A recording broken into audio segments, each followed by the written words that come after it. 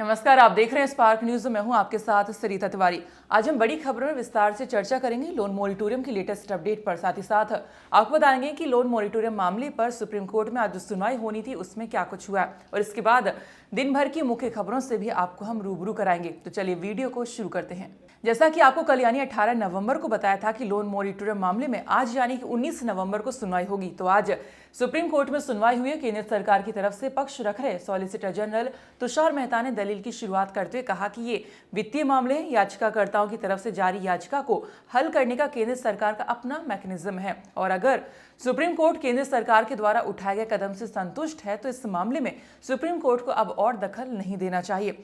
आगे तुषार मेहता ने कहा कि जिन लोगों ने मॉरिटोरियम के दौरान ईएमआई दी है उन्हें कोई सजा नहीं मिलनी चाहिए, और जिन लोगों ने मॉरिटोरियम का फायदा लिया है या ना लिया हो, बोथ आर एलिजिबल, यानी कि दोनों को ही यहाँ पर बेनिफिट दिया जाएगा।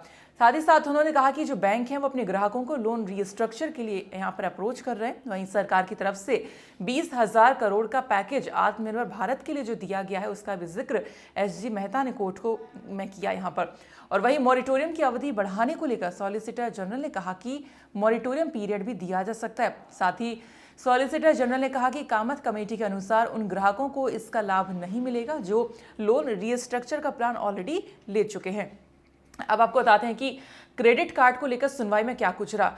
जस्टिस भूषण ने कहा कि जिन लोगों के पास क्रेडिट कार्ड है उन्हें इसका फायदा नहीं मिलना चाहिए। ये लोग आपने जो है क्रेडिट कार्ड के जरिए शॉपिंग कर रहे हैं और उन्होंने कोई लोन नहीं लिया है, तो फिर यहाँ पर कह सकते हैं केंद्र सरकार से सुप्रीम कोर्ट ने सीधा सीधा पूछा कि आखिर क्रेडिट कार्ड यूजर्स को बेनिफिट क्यों मिलना चाहिए। तो लगता है कि फाइनली क्रेडिट कार्ड होल्डर्स को कोई रिलीफ देने के मूड में यहाँ पर सुप्रीम कोर्ट नहीं लग रहा है। वहीं ये भी लगता है कि सुप्रीम कोर्ट भी अब सारा जिम्मा जो है केंद्र सरकार पर डाल देने वाला है, और एक बार फिर लोन रिस्ट्रक्चर के नाम पर ग्राहकों से ब्याज लिया जाएगा। और जो कि सॉलिसिटर जनरल है तुषार मेहता ने कोर्ट को नहीं बताया कि ऐसा होगा, कि ब्याज पर कह सकते हैं एक बार और ग्राहकों पर इसकी मार पड़ने वाली है, क्योंकि अभी ग्राहकों को मॉरिटोरियम अवधि बढ़ाने की जरूरत है और बैंक ये ना करके लोन रिस्ट्रक्चर का जो ऑप्शन है ग्राहकों को दे रहे हैं, ताकि इससे क्या हो रहा है कि जो ब्याज है वो और भी वसूल लेंगे।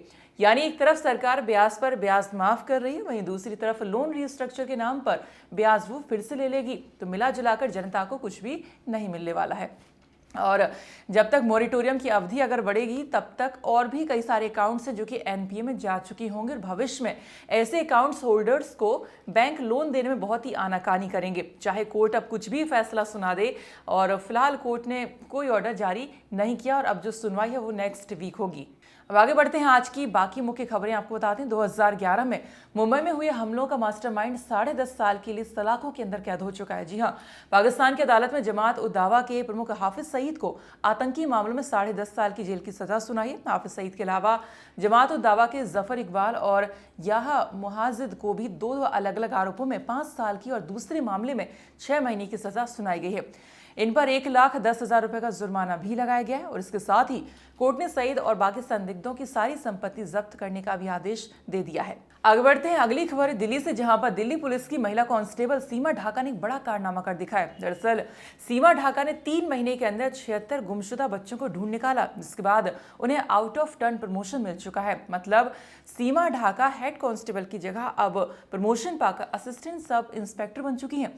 सीमा ढाका ने जिन 76 गुमशुदा बच्चों को ढूंढा था उनमें से 56 जो बच्चे थे उनकी उम्र 14 साल से कम है, और इनमें से कई बच्चे दिल्ली के अलावा पंजाब और पश्चिम बंगाल जैसे दूसरे राज्यों से भी हैं।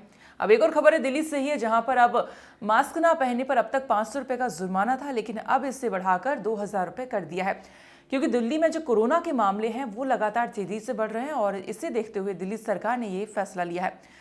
वहीं पूरे देश में कोरोना के आंकड़ों की बात करें तो एक दिन में कोविड-19 के 45,576 नए मामले सामने आए हैं, जिसके बाद संक्रमण के मामले बढ़कर 89,58,000 के पार हो गए। वहीं 83,83,000 से अधिक लोगों के संक्रमण मुक्त हो जाने के साथ ही देश में मरीजों के ठीक होने की दर बढ़कर 93.58% हो गई है। स्वास्थ्य मंत्रालय के आंकड़ों में इसकी जानकारी दी गई है। वहीं 585 और लोगों की मौत के बाद मृतकों की संख्या बढ़कर 1,31,578 हो गई है। अगली खबर की तरफ रुख करते हैं। आज पूर्व प्रधानमंत्री इंदिरा गांधी की जयंती है। प्रधानमंत्री नरेंद्र मोदी ने उनकी जयंती पर उन्हें याद किया और उन्हें श्रद्धांजलि अर्पित की। वहीं कांग्रेस अध्यक्ष सोनिया गांधी, पूर्व अध्यक्ष राहुल गांधी और पार्टी के कई अन्य वरिष्ठ नेताओं ने भी पूर्व प्रधानमंत्री इंदिरा गांधी के 103वीं जयंती के अवसर पर उन्हें श्रद्धांजलि दी है।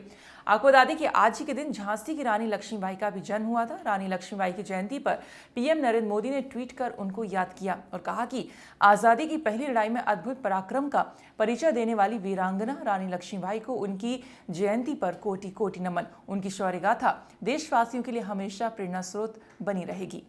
अब आखिर में खबर एक्टर अक्षय कुमार को लेकर। दरअसल अक्षय कुमार ने एक राशिद सिद्दीकी नाम के यूट्यूबर पर 500 करोड़ रुपए का मानहानि का केस किया है। राशिद ने अपने यूट्यूब चैनल के सब्सक्राइबर बढ़ाने और कमाई करने के लिए सुशांत सिंह राजपूत की मौत का इस्तेमाल किया और इस पर आरोप है कि इसने सुशांत सिंह राजपूत की मौत से जुड़े कई फर्जी वीडियो पोस्ट किए थे, जिनमें से एक वीडियो में इसने अक्षय पर रिया चक्रवर्ती को कनाडा भागने में मदद करने की बात कही थी। तो यही नहीं, साथ ही ये भी दावा किया था कि सुशांत केस में अक्षय महाराष्ट्र के मुख्यमंत्री उद्धव ठाकरे और उनके बेटे आदित्य ठाकरे से चोरी छुपे बात भी कर रहे हैं। वही मामला सामने आने के बाद मुंबई पुलिस ने यूट्यूबर के खिलाफ केस दर्ज किया। हालांकि बाद में उससे इस शर्त पर जमानत मिल गई कि वो जांच में पुलिस के साथ सहयोग करेगा। आपको बता दें कि यूट्यूबर ने ऐसे कई फर्जी वीडियो चलाकर करीब 15 लाख की कमाई भी कर ली थी।